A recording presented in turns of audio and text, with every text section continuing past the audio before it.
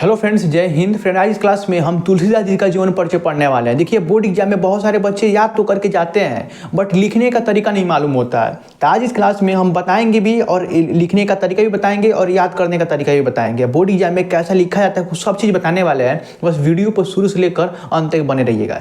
देखिए, आप मान लीजिए तुलसीदास का जीवन परिचय लिख रहा है तो सबसे पहला ना ये हेडिंग बना के जिसका जीवन परिचय लिख रहे हैं उसका हेडिंग होना चाहिए और कोष्टक में उनका जन्म स्थान, मृत्यु ये होना चाहिए, क्योंकि एग्जामर यहीं पे एक अंक दे देता है। ठीक है, और ये लिखने पर मतलब आपको अच्छे से दिखाई देगा, उसके लिए एक अंक दे देगा। ठीक है, अब पढ़ता है जीवन परिचय। देखिए कहाँ पर ब्लैक कलम का प्रयोग होगा, कहाँ पर ब्लू कलम का, वो सब चीज़ बताने वाले हैं। ठीक है, देखिए यहाँ पर हम जीवन परिचय हेडिंग डालेंगे और लिखेंगे गोस्वामी तुलसीदास जी का जन्म कब हुआ था।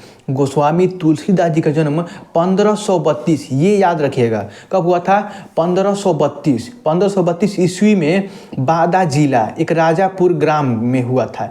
एक जिला है बादा और बादा जिला के गांव होता है राजापुर, वहाँ पे उनका जन्म हुआ था। कुछ विद्वान इनका जन्म जो है ना एटा जिले के सूर्य गांव में मानते हैं। आचार्य रामचंद्र शुक्ल ने राजापुर ग्राम का समर्थन किया है। जैसे बहुत सारे जो लेखक हैं, कवि हैं, वो इनका जन्म न एटा जिला के सोरो ग्राम के मानते हैं। बट जो आचार्य रामचंद्र शुक्ल हैं इनका जन्म कहाँ मानते हैं, जहाँ इनका जन्म कहाँ मानते हैं, राजापुर गांव में मानते हैं। ठीक है, तुलसीदास सर्वप्रिय ब्राह्मण थे, मतलब ये शुरू से ब्राह्मण ही थे। जब इनका जन्म हुआ था, ये ब्राह्मण कुल में इनका जन्म हुआ था, ये ब्राह्मण ही थे। और इनके पिता का नाम क्या था, आत्माराम दुबे। ठीक है, याद रखिएगा, इनके पिता का नाम क्या था, आत्माराम दुबे। और इनकी माता का नाम क्या था, हुलसी देवी। याद रखिएगा, अब शुरू से रिवीजन करते हैं। गोस्वामी तुलसीदास का जन्म कब हुआ था, सन 1532 ईस्वी में। कहाँ हुआ था, राजापुर गांव में। और कुछ विद्वान का जन्म कहाँ मानते हैं, एटा जिले के सोरो गांव में मानते हैं। बट आचार्य रामचंद्र शुक्ल इनका जन्म कहाँ मानते हैं, मतलब राजापुर गांव में मानते हैं। बट इनका ये ब्राह्मण थे शुरू से, इनके पिता भी ब्राह्मण ही थे जिनका नाम था आत्माराम दुबे, माता का नाम था हुलसी देवी। तुलसीदास का जन्म अभूत मूल नक्षत्र में होने के कारण, मतलब इनका जन्म एक नक्षत्र में हुआ था, जिसके कारण क्या हुआ था ना, इनके माता पिता ने इनको त्याग दिया था। याद रखिएगा, अब शुरुआत से पढ़ते हैं। इनके पिता का नाम आत्माराम दुबे था और माता का नाम क्या था, हुलसी देवी था। इनका जन्म कहाँ हुआ था, एक अभूत मूल नक्षत्र में उत्पन्न होने के कारण इनको इनके माता पिता ने त्याग दिया था। ठीक है, और इनका बचपन अनेक आपदाओं के बीच व्यतीत हुआ।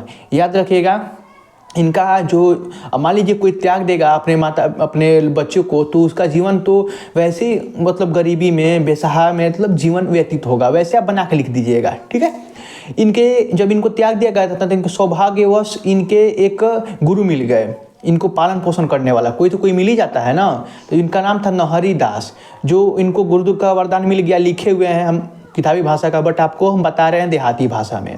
इनके कृपा से शास्त्रों का अध्ययन ज्ञान प्राप्त किए। मान लीजिए एक नहरी दास इनके गुरु मिले तो वो शिक्षा दिए इनको, तो उनको एक ज्ञान मिल गया। बस आप लिख सकते हैं।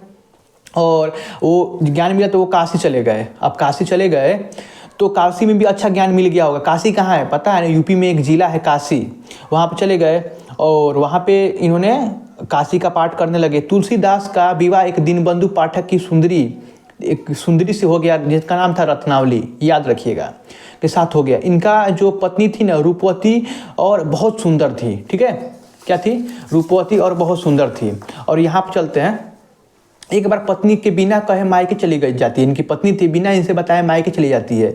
ये आधी रात में ना तूफान का सामना करते हुए अब ससुराल चले जाते हैं। पत्नी ने फटकार से तुलसीदास को वैराग उत्पन्न हो गया। पत्नी फटकारती है कि क्यों आए हैं हमसे मिलने, तो ये फटकार लगा देती है। तो ये क्या करते हैं ना, गुस्सा होके वहाँ से चले आते हैं और अपने मतलब ये सन्यासी जीवन जीने लगते हैं।